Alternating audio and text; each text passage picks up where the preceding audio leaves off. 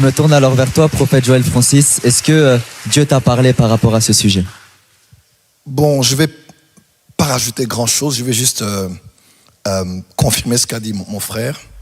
Elle fait partie de ces fédérations qui pèsent lourd dans la grosse fédération. Okay? Là, je prends le temps d'expliquer ces choses pour ceux qui ne connaissent pas. D'accord? Et ça se joue en termes financiers. Pour vous faire ça simple, ICC pèse lourd. Au sein de la Fédération protestante de France, ICC pèse lourd. ACR pèse lourd. S'il y a 5 églises qui sont les plus gros donateurs au sein de ces fédérations, ICC, ACR en font partie. S'il y en a 3, ICC, ACR en font partie. S'il n'y en a que 2, c'est ICC et ACR. Je me cultive aussi, je m'informe. J'aurais même appris que le président de la fédération aurait dit « Ah, vraiment, je m'excuse parce que je ne vous connais pas assez. Je vais essayer de vous rencontrer pour mieux vous connaître. » Mais ça fait des décennies qu'ils sont membres de la fédération. Donc, tu te contentes de prendre leur argent et tu ne les connais pas. Mais tu ne peux pas ne pas les connaître. Tu ne peux pas ne pas les connaître. Tu ne peux pas ne pas les connaître. Tu ne peux pas ne pas les connaître. Tu ne peux pas ne pas les connaître. Moi, je vais vous dire une chose. Dans mon église, je peux ne pas te connaître. Mais si tu donnes gros, je vais te connaître. Non, mais authentique. Moi, je parle de façon objective. Les gros donateurs, les gros partenaires, on ne peut pas ne pas les connaître.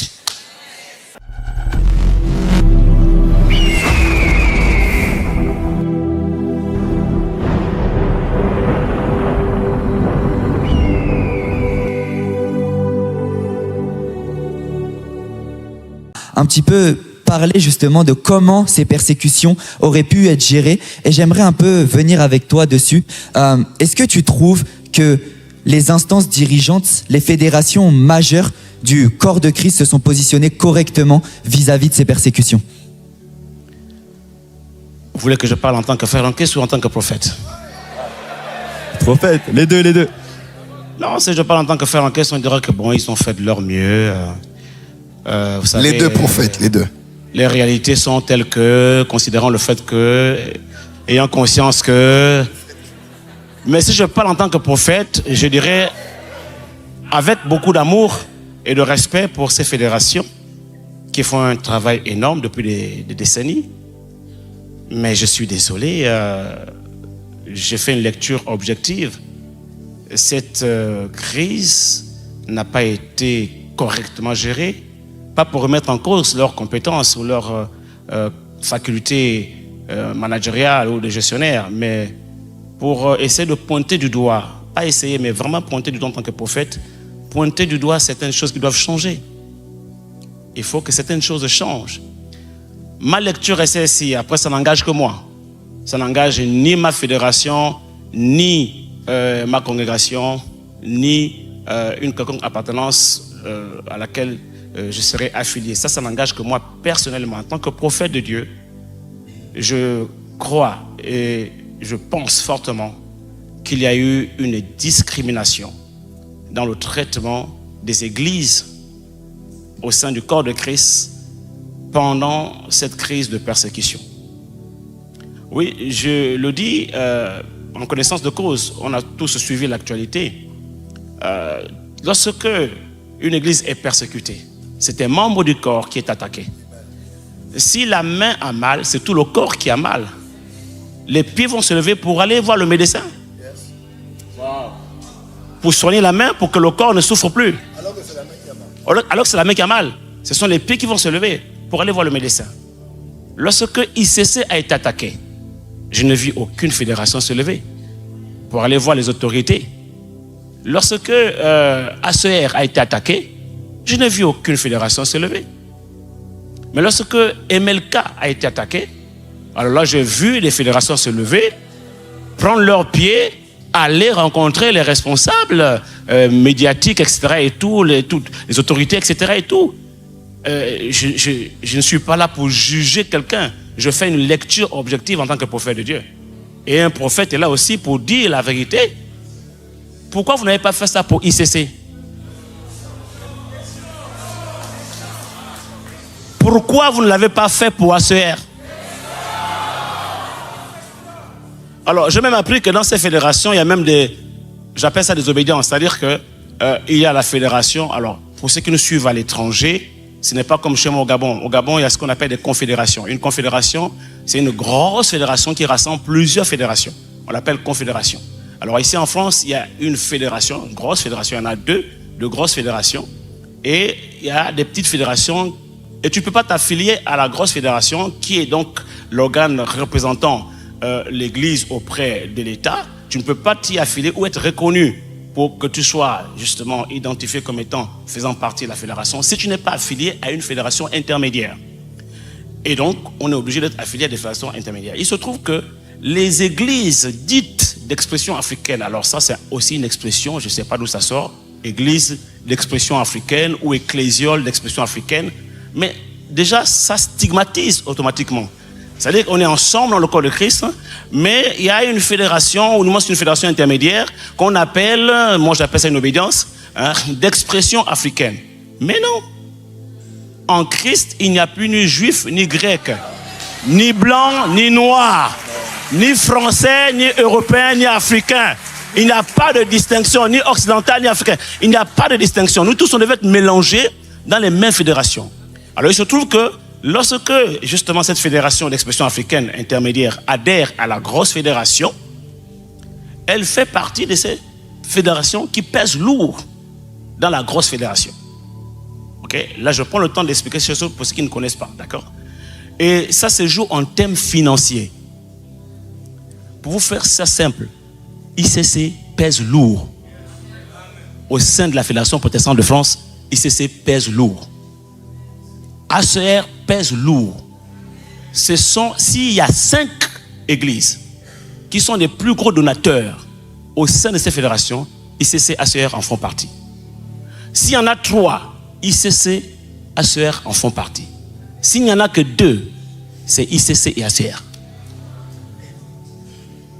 Alors, je me cultive aussi, je m'informe. J'aurais même appris que le président de la fédération aurait dit « Ah, vraiment, je m'excuse parce que je ne vous connais pas assez. Je vais essayer de vous rencontrer pour mieux vous connaître. » Mais ça fait des décennies qu'ils sont membres de la fédération. Donc, tu te contentes de prendre leur argent et tu ne les connais pas. Mais tu ne peux pas ne pas les connaître. Tu ne peux pas ne pas les connaître. Tu ne peux pas ne pas les connaître. Tu ne peux pas ne pas les connaître. Tu ne peux pas ne pas les connaître. Moi, je vais vous dire une chose. Dans mon église, je peux ne pas te connaître. Mais si tu donnes gros, je vais te connaître. Non, mais authentique. Moi, je parle de façon objective. Les gros donateurs, les gros partenaires, on ne peut pas ne pas les connaître. Et c'est ça que je condamne. Ce traitement discriminatoire, est-ce que c'est parce que ce sont des églises d'expression africaine? Est-ce que c'est parce que ce sont des églises issues de l'immigration? Ça doit changer en fait. Et tout ce qui est même fait, alors j'ai même appris que ces fédérations ont même signé des partenariats avec la Mivilude. Mais votre mission est de défendre les églises. Comment pouvez-vous encore signer un partenariat avec un organisme d'État qui est là en fait pour stigmatiser les églises et surtout les églises d'expression africaine parce qu'ils estiment qu'en fait, ce sont ces églises-là en fait, c'est vrai, il y a eu beaucoup, il faut l'avouer, il faut pas se le cacher, il y a eu beaucoup de dérives parmi les églises d'expression africaine, d'origine issue de l'immigration, ça on le sait. Mais un travail minutieux peut vous permettre de distinguer le vrai du faux et Amen. De faire un traitement équitable. Mais ne pas tout mettre, il ne faut pas faire d'amalgame, il ne faut pas mélanger tout le monde dans le sac. Alors finalement, donc il y a un partenariat qui a été signé, là c'est l'actualité, c'est pas un secret. Donc voilà, il y a un partenariat qui a été signé entre ces fédérations et la Mivilude pour signaler. Mais votre rôle en tant que fédération n'est pas de signaler, c'est de défendre justement les intérêts du corps de Christ. Pour ne pas aller plus loin, je voudrais vous dire ce que Dieu m'a dit, parce que là je fais une analyse de l'actualité, j'ai fait une lecture objective, en toute objectivité et vérité, que l'on se doit, parce qu'on est tous chrétiens et on a porté les armes spirituelles, dont la ceinture de vérité, pour ne pas que le pantalon tombe et qu'on ait honte de notre nudité. On va remettre la vérité, la ceinture de vérité. Et moi j'ai prié, j'ai dit, mais face à ce tableau, parce qu'après avoir fait l'analyse, vous savez, le prophète Daniel, il a fait des investigations, il a fait des recherches, mais après il a prié. D'accord? J'ai prié. Et voici ce que Dieu m'a dit. Dieu m'a dit qu'il va lever un troisième courant je vois une troisième grosse fédération. De la même manière que le CNEF est né à côté de la FPF, alors que jusqu'à un passé très récent, la FPF était la seule grosse fédération qui représentait les églises auprès de l'État. Le CNEF est né du fait d'un désaccord, un désaccord issu d'une position que la FPF aurait prise vis-à-vis d'un certain sujet que je n'aimerais pas nommer ici, qui fait couler encre et salive. Vous savez de quoi je parle. Et ils se sont positionnés, ils ont dit non, la FPF n'a pas été capable de nous représenter valablement sur ce sujet-là. Et ils se sont désolidarisés, ils ont créé le CNEF. De la même manière aussi, il va y avoir une autre porte qui va s'ouvrir.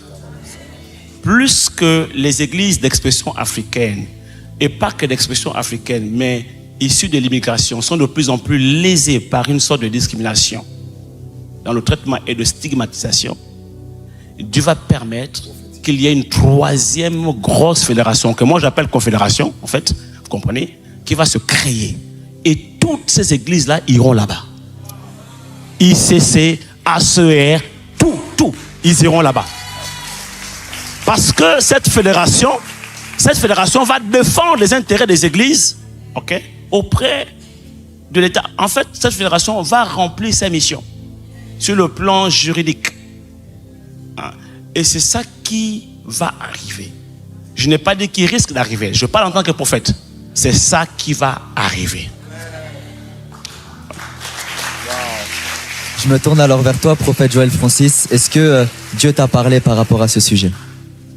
Bon, je ne vais pas rajouter grand-chose. Je vais juste confirmer ce qu'a dit mon frère, dont je connais bien le ministère. Le prophète Sostène a une grâce particulière pour la prédiction. Et j'aimerais vraiment que nous puissions dire Amen à ce qu'il a dit. Et ce qu'il a dit va vraiment se réaliser. Je peux dire beaucoup de choses, mais je préfère qu'on se limite à ce qu'il a dit. Voilà. Amen, gloire à Dieu. On va alors continuer sur les sujets d'actualité et on va aller un peu dans des sujets d'actualité d'ordre, on va dire, mondiaux, géopolitiques. On a un signe qui a été expliqué hier par